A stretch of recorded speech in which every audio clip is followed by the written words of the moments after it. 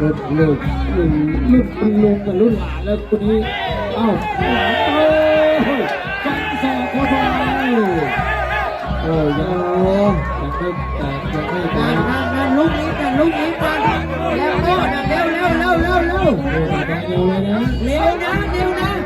ไม่งั้นเอาคู่ที่มองแซงขึ้นมาก่อนสอบ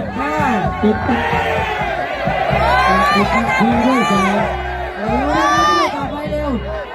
อย่าซ้ำอย่าเติมครับเสียงใหม่มันดรอปลงไปนะครับเสียงใหม่มันดรอปลงไปนะครับล้มแล้วอย่าไปเติมนะครับ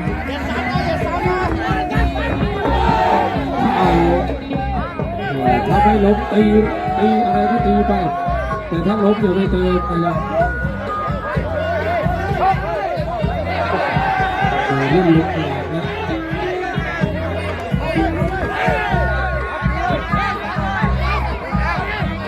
เอาเข้าไปยุทธการเดี๋ยวทีนะรุ่นหลังตบเลยนะเดียวเฮ้ยเจอคุณลุงเทแล้วปัดนะตั้งมือขวาแล้วต่อเลยครับซุปเปอร์เน็ตซุปเปอร์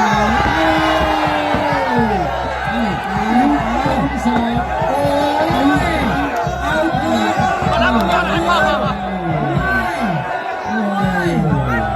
เป็นไปได้จริงๆเป็นไปได้จริงๆ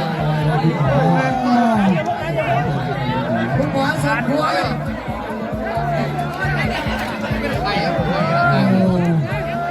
จบไปในยกที่หนึ่งสอบเขาแต่เราโดนยุบแม่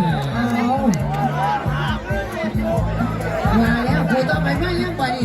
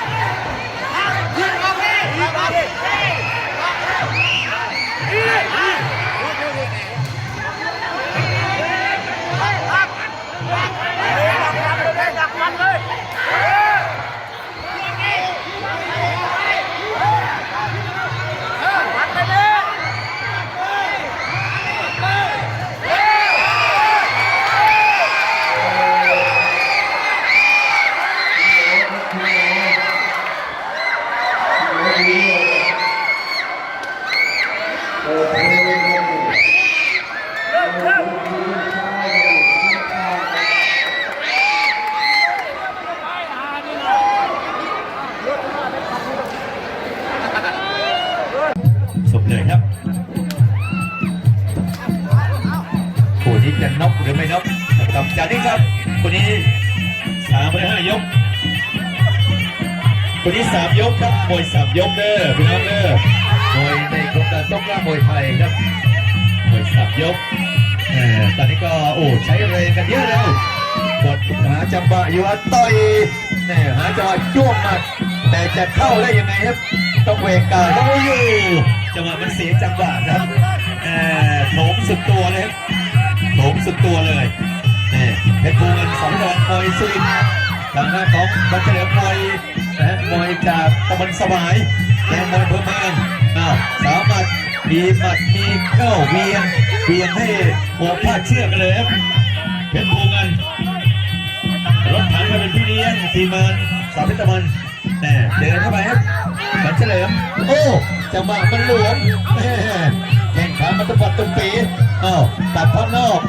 หมัดขวาไม่ได้ล็อกมาพับยันดันนี่โอ้เวียงลบไปทั้งคู่นี่180 องศากันเลย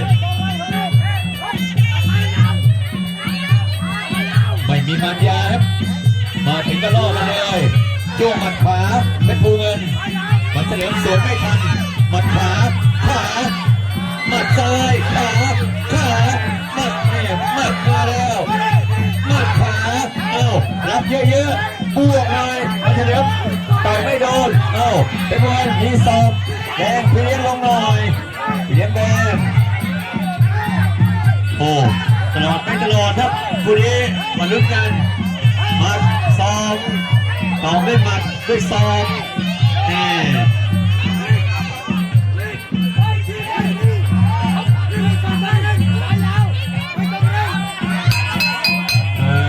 ในการระยะแล้วแม่น่าจะยกนี้ทนได้หรือเปล่าวางอันนั้นอยู่ที่ใจครับน้องเวครับยกที่ต่อครับ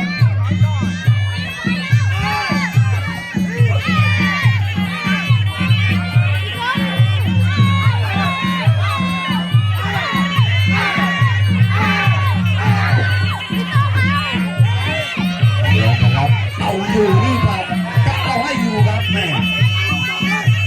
อย่าถอยครับเราชกไปกวยก็ห้ามถอยครับล็อกได้ล็อกเลยครับไม่ต้องรอครับ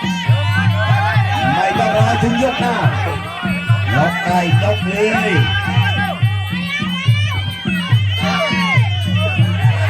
อะไรจะใหญ่กว่าอันว่าอยู่บนเวทีนี้ไม่มีครับเอาเด้อต่อยอย่างเดียวครับอย่างเดียวครับมันก็อย่างนี้ครับทุกคนเอาละครับไม่รู้ว่าไผ่เป็นไผ่ลุกขึ้นมาครับลุกเข่าก็ลุกขึ้นมาได้ลุกมาต้องเข้าไปสู้สาดแข้งขวาเข้าไปดอกหนึ่งโอ้ยมันห้อยเลยครับห้อยแขนเลยครับเอาแล้วใจไม่แน่นะครับแบบนี้ไม่แน่ครับตัวใครตัวมันเด้อเราเด้อเอาแล้วโอ้ยระทมระทวยแล้วเด็กมันอยู่ที่เราครับเจ้าที่เจ้าทางช่วยไม่ได้ครับเอาแล้วพอแล้วทีโอ้โหครับตอนนี้รับเพลียครับเอาแล้วครับวุ่นวายครับตอนนี้บอลล็อกวุ่นวายแล้วครับตอนนี้วุ่นวายแล้วครับจะเฉยเลยใครไปใครอยู่ครับมาถึงตรงนี้นี่ใครไปใครอยู่ครับหลวงพ่อองค์ไหนก็ช่วยไม่ได้ครับนอกจากตัวเราครับทำได้เป็นคอขึ้นไป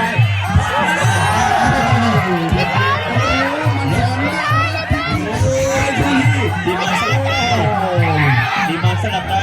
ครับแม่ใจเต็มร้อยแล้วครับที่สองไม่มีนะครับเอาไม่ดีเอาไม่ดีเอาไม่ดีโอ้ยเอาไม่ดีครับเป็นการลงกองเชียร์เอาไม่ดีคุณมาช้าลงขึ้นช้าอันนั้นก้นแล้วเปลี่ยนละพงช่วยด้วยมัดอ้าวแดงว่าไงแดงลุกหมดยกสองพอดีครับเสียวเชียร์กันกับเสียวเอาไงดีมันอยู่ที่ใจครับอยู่ที่ใจสู้หรือเปล่าแค่นั้นเองครับนักมวยครับจะไปลงรายการใหญ่รายการที่ไหนน้อยคนนี้ดูต่อครับยกทีตายเลยครับนักมวยทำได้ครับเลยล็อกได้ล็อกเลยครับน้ำมันไทยเหลือมากกว่าครับน้ำมันไทยเหลือมากกว่าดู ยกนี้แหละยกนี้แหละเฮียสิงห์ก็อยู่แดงเฮียแสงก็อยู่น้ำเงินครับ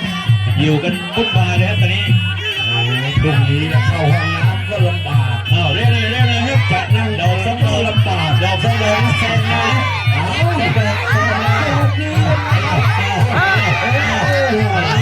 มันโดนด้วยแล้วแดงก็เริ่มมีกำลังแล้วก็เริ่มลุกยากแล้วเริ่มลุกลำบากแล้วโอ้โหช่างชัยเอ๋ย ครับ มันอะไรจะเกิดก็ต้องเกิดทั้งหมดอย่างนี้อ้าวแดงนะหัวลุกยากให้กับ ไทยมันแสนลำบาก พี่น้องเอ๋ย ทีมมวยมันต้อง สมองยากเข้าไปเร็วเอาไปกันเร็วแยกแทงแยกแทงวุดทา